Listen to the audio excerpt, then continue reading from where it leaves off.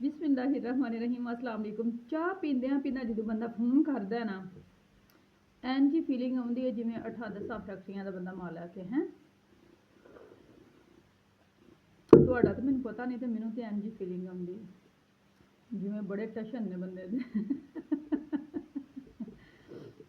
चाह पी के बंदा भावें नौकरी तो चला हो।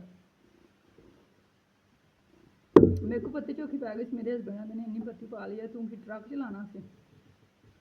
मैं कि चलो हूँ साबी तो जो तंग करे हूँ चुक के इतने बन्ने ला दियो जिंज मैं चाह वाली मलाई लाई। कोई जरूरत नहीं किसी सिर से चढ़ाने की, इंज किनारे ला दे बिल्कुल।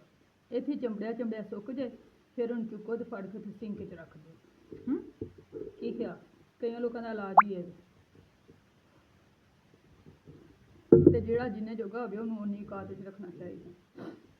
कातों वध जो असीं अहमियत देने फिर असीं बाद आप ही पछताने। हाए मैं इंज किया, इन्हें मेरे नाल इंज कर दिता, तू भई इंज किया क्यों? की ख्याल है तुहाडा इहदे बारे? मैनूं जरूर दसना, ठीक है ना।